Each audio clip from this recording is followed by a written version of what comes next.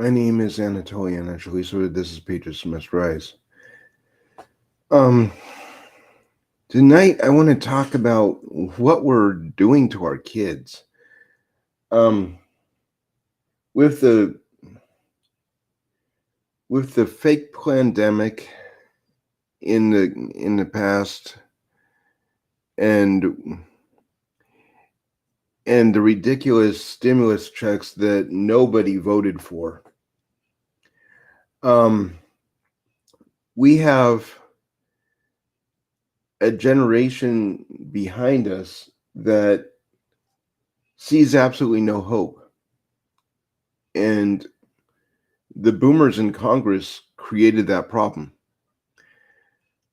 Um, Part of the reason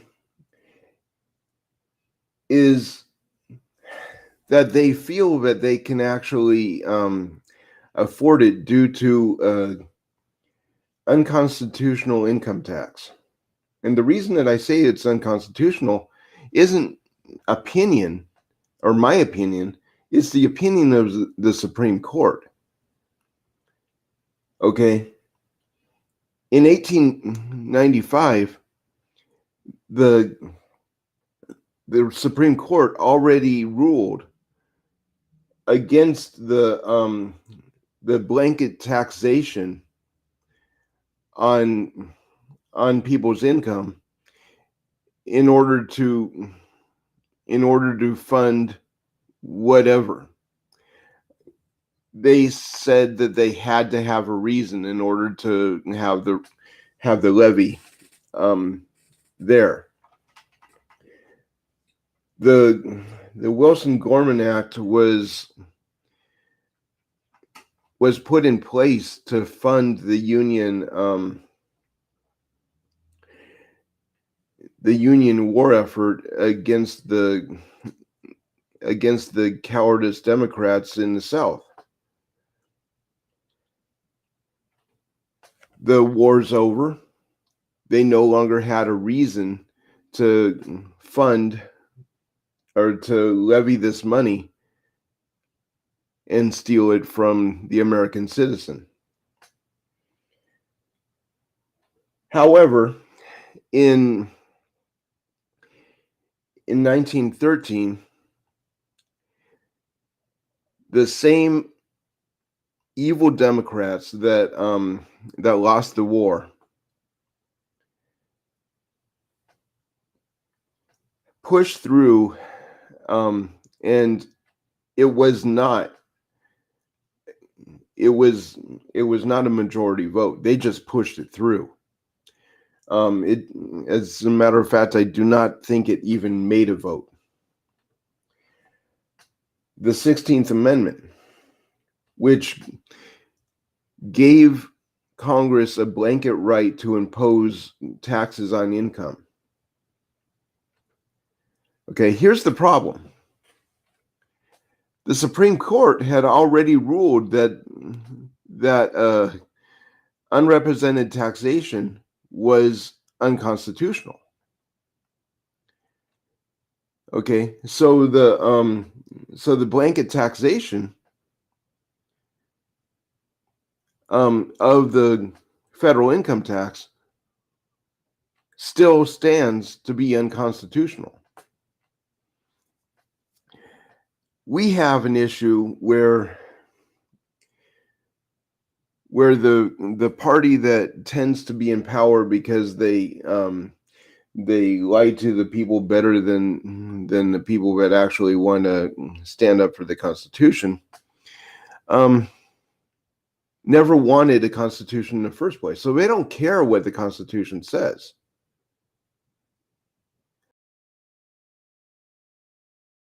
They don't want it at all. They don't want the restrictions of the Constitution that protects the people.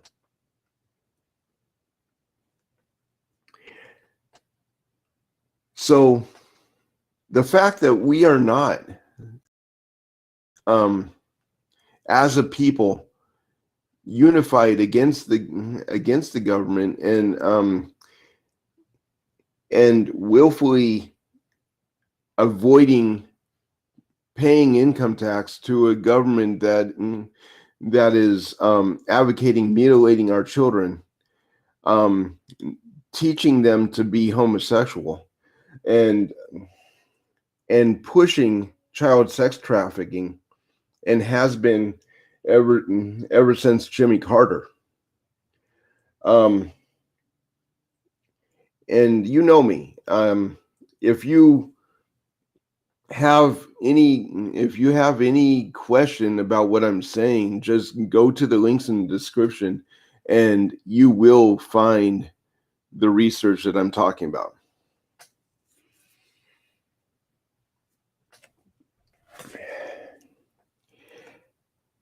Um,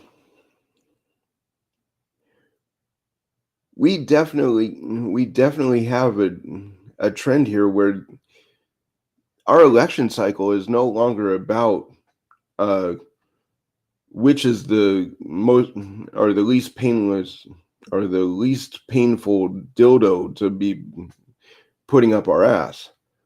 Um, our election cycle is literally about a war between good and evil.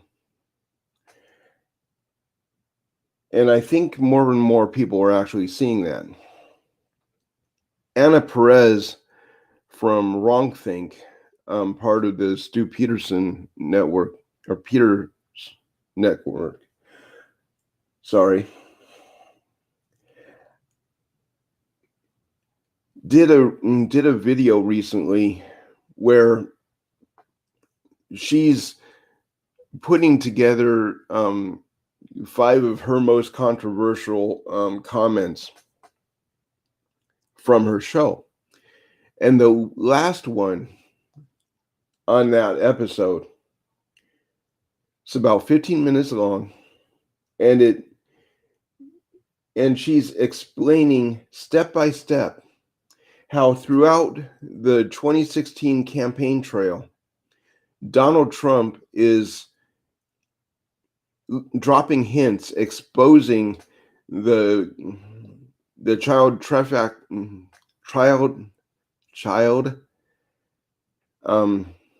sex trafficking rings within the deep state, the Democrat Party, and Hollywood, and how he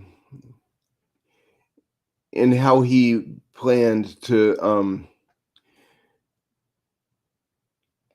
drain the swamp of it.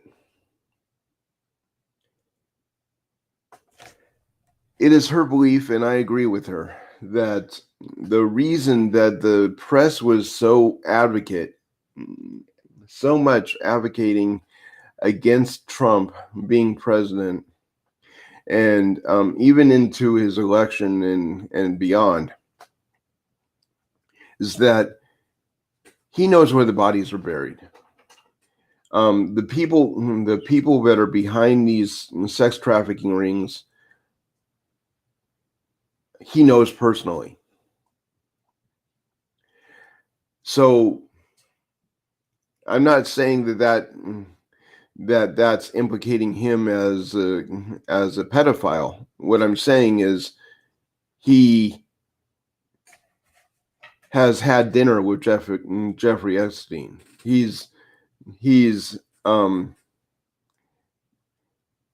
sat down with Hillary Clinton and Bill Clinton. He knows Bill Gates personally. Played golf with him and so on. So it would make sense that we actually have this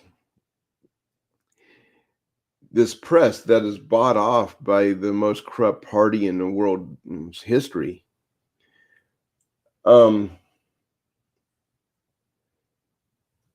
Just to avoid being revealed. A lot of it's come out, especially since COVID. But the fact that we are not standing on the throats of our school administrators and and telling them that if they want to live, they're going to stop sexualizing our kids.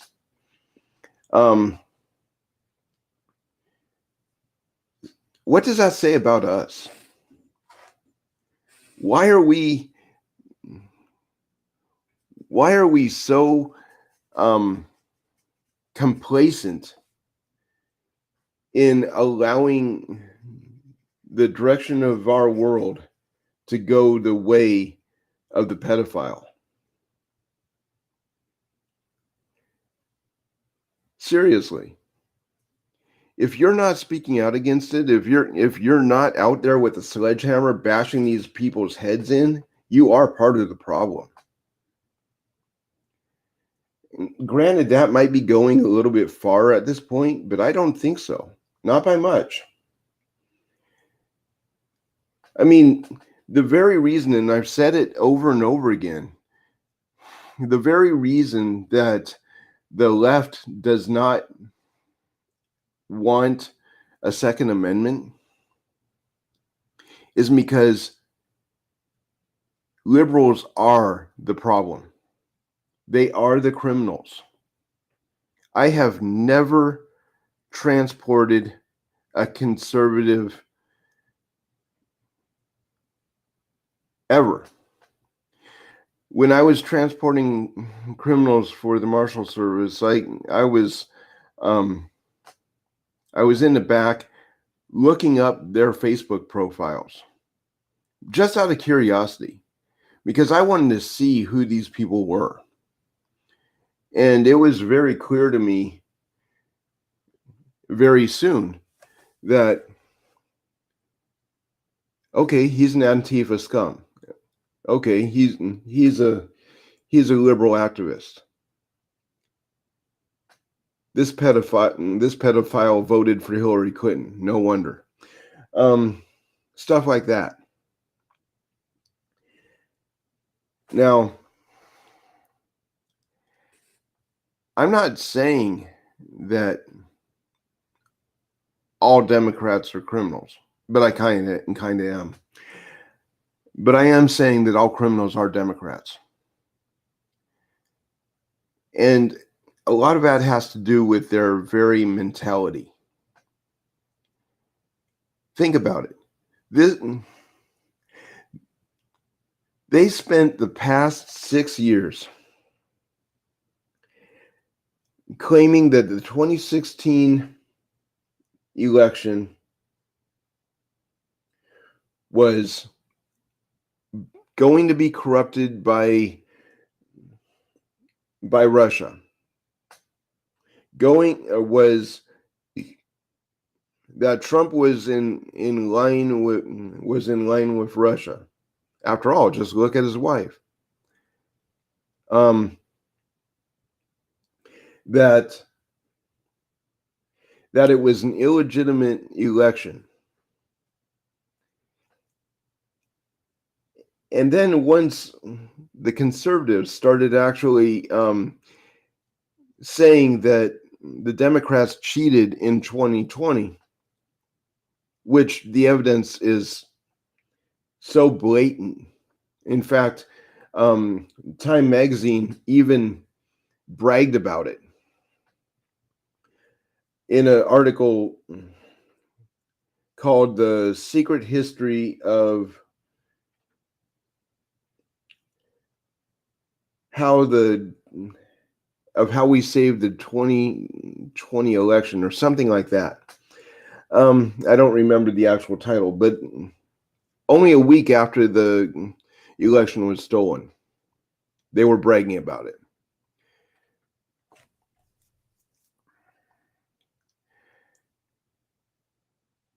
If we spoke out against the election, questioning an election was illegal.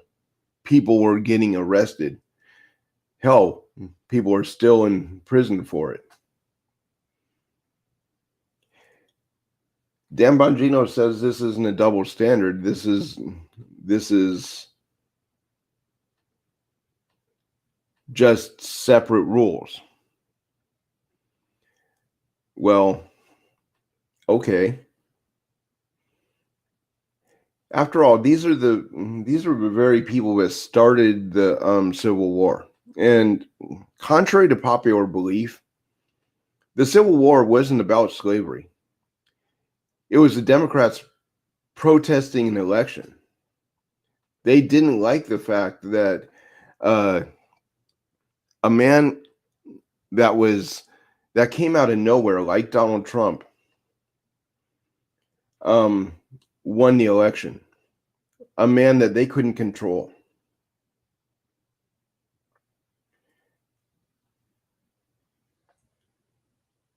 So the precedent is definitely there. And we're not teaching our kids this.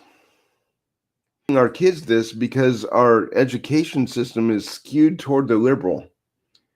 And anything that looks bad or paints the Democrat Party as evil, which it blatantly is considered misinformation. What should we do about that? I would definitely say take your kids out of public schools, period. If you can, homeschool them. If you can't, there are several networks of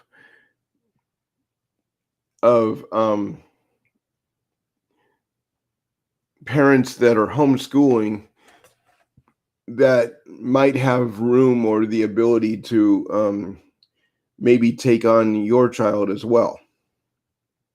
Just ask about it in your local neighborhoods, because I guarantee you it's there. That's why the left is so angry about the fact that people are taking kids out of public schools. That and their teachers unions, their precious teachers unions are not having the effect that they are supposed to have, because our kids are not being indoctrinated anymore.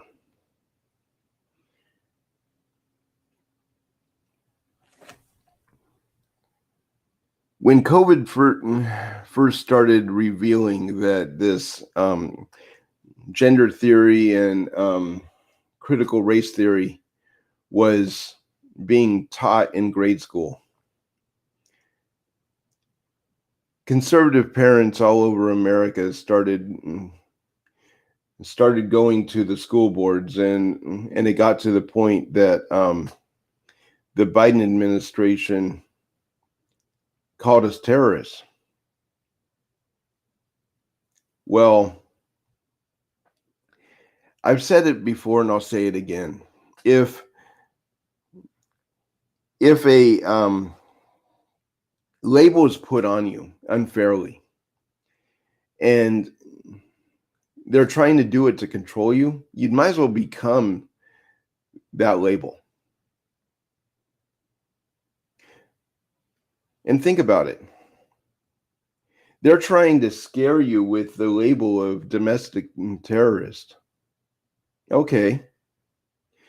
Let's see. You stole an election. The thug that you put in the White House is blatantly trying to destroy America. You're molesting children in the schools. You're grooming children in our schools. You are now calling us domestic terrorists, so we might as well just start bashing your heads in, because that's the reality of it.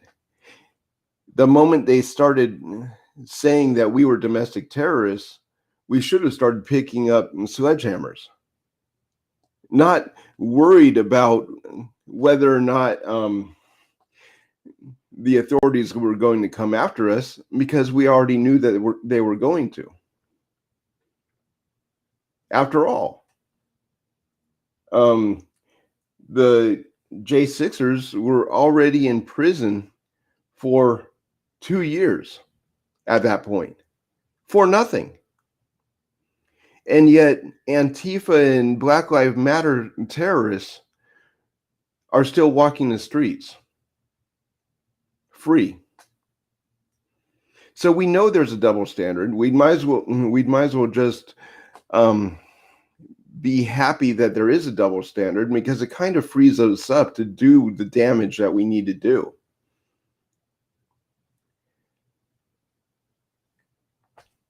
We should be angry about this. Not only should we be angry, we should make these libtards so fearful of what the reality actually is that they're afraid to leave their house.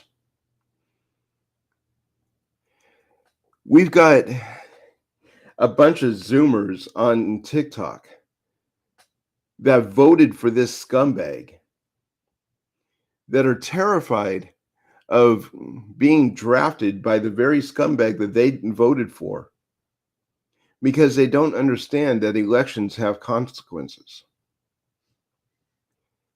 Well, and they're saying, how are they going to enforce it? How are they going to enforce a draft? Let me tell you how they'll enforce a draft. First of all, you'll be arrested for not accepting the draft. Then, the most beautiful thing in history is that you hippie protesters will still be shipped off to war. That will be your sentence for your punishment. That's what they did in Vietnam. That's what they did in World War II. I believe that's what they did during the Civil War. I'm not sure if they had a draft during the Civil War, but I know that's what they would have done. And that's definitely what they did throughout Britain's history. So, granted, I do not believe that any of these scumbags from Gen Z would actually be any benefit on the battlefield. But at least we would get rid of them. At least they would die with some kind of honor. God knows we would not be missing them. And maybe that's a little bit harsh.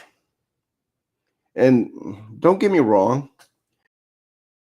I have met quite a few Gen Zers that are decent people, but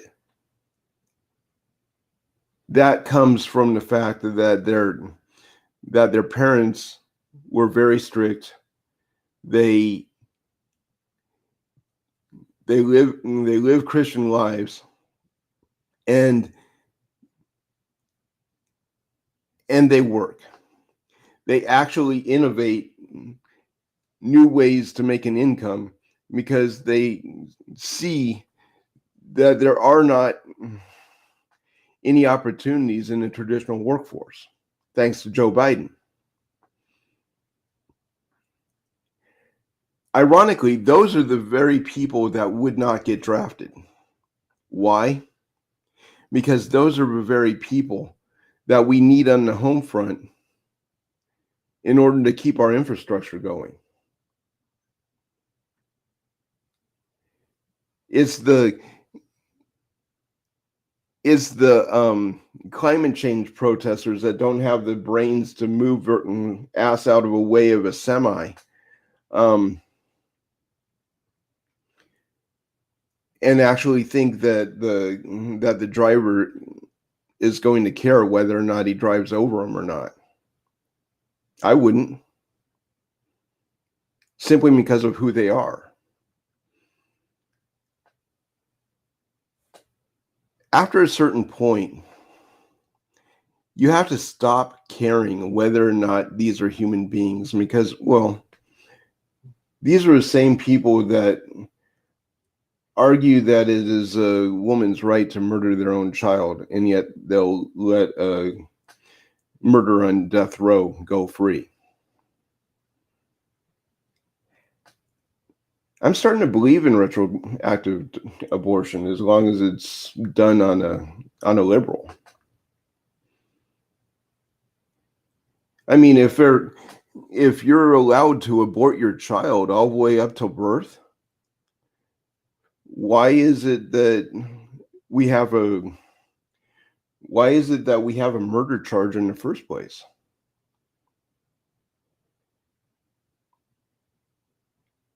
But they're not looking at it that way because they have no value on life. It's all about their selfish needs and their ability to be unfaithful to their husbands or so on, which is exactly why the abortion issue started in the first place. By the way, Roe versus Wade was an unconstitutional ruling. Not because it ruled that you could murder your child, but because it got in the way of the First Amendment. And that's something that a lot of activists for the pro-choice movement don't want to actually look at, because they want government involved. They want some kind of protection for murdering their child. But the fact is that the second clause of actually it's the third clause. The third clause of the First Amendment says that Congress shall make no law regarding institutions of religion. Whether or not you are married in the eyes of the court doesn't matter. In the eyes of God, you're conceiving a child is your marriage vow. So what you're beyond murder, you're actually willfully committing adultery. But beyond that, because marriage is a religious institution, the court should never hurt it. And I mean, even at the local level, divorce shouldn't be something that has ever been in the court.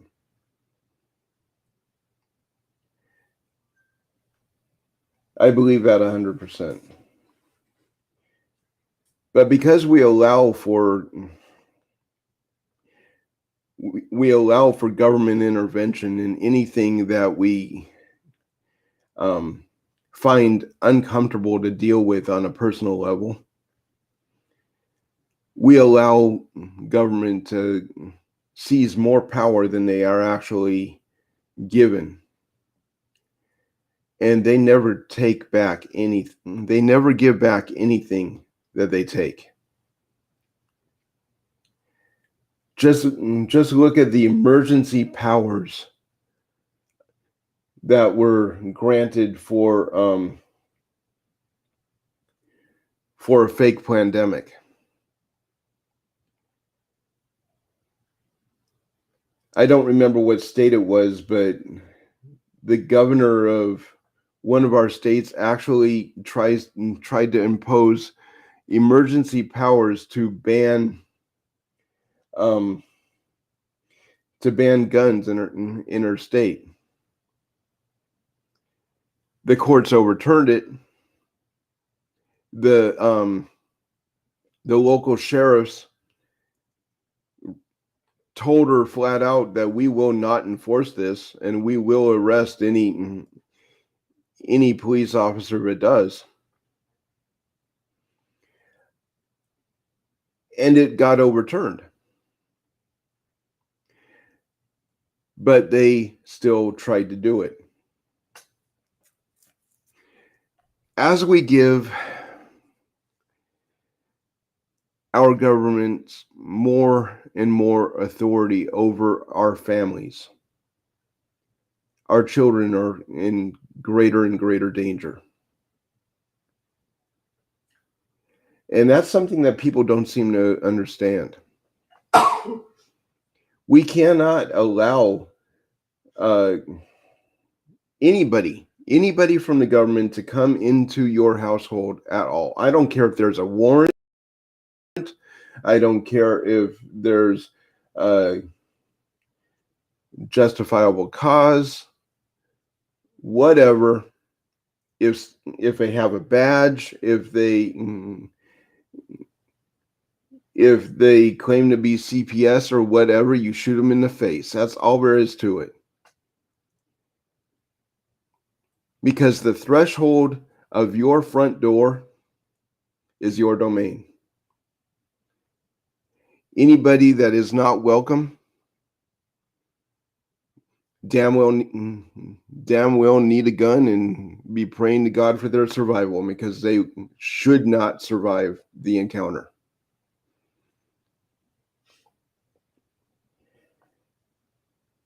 And that's on record. I've been banned from YouTube for saying that.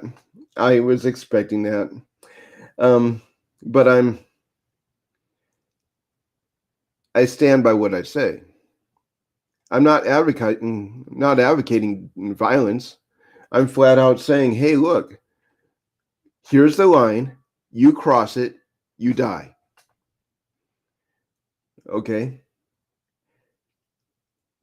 That's another reason that I do not believe in public schools. The government should have no say in how our kids are educated, because our children are a part of our threshold. Okay? If you allow your kid to go to a public school and that teacher assumes that they have a right to say whatever they damn well please to our kids and teach them whatever they want, that we have no say in the matter, that's imposing on our threshold. And every parent should have a right to meet that teacher in the parking lot of the school with a tire iron and bash their head in until they're dead. That's not advocating violence. That's just fact. When they're marching down the street naked and with drums, chanting, "We're here, we're queer, we're coming for your children," and then having to backtrack saying it was a joke. No, it wasn't a joke. You're already trying to do it. That's what queer theory is in the schools. So I was actually very disappointed seeing those videos, that I didn't hear of anybody driving down the street with a fucking semi, crushing every one of those freaking, or wherever Gay Pride Month is. It was very disappointing to me. I was actually praying that I would see that eventually, but I didn't. I'm actually ashamed of America for not doing it, because we need to stand up for our kids. And we shouldn't be concerned about whether or not there is consequences for removing people from the gene pool that are destructive to society.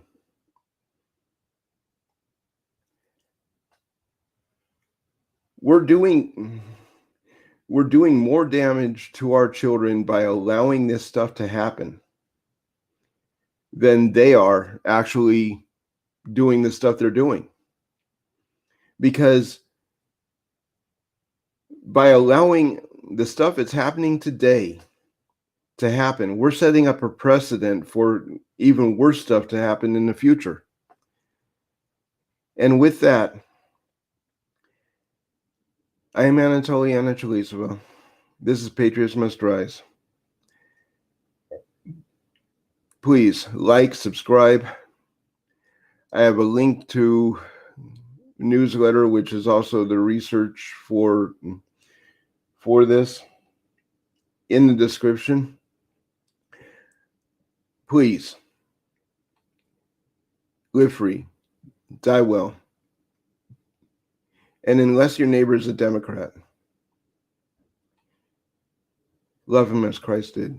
If he is a Democrat, blow his house up, please.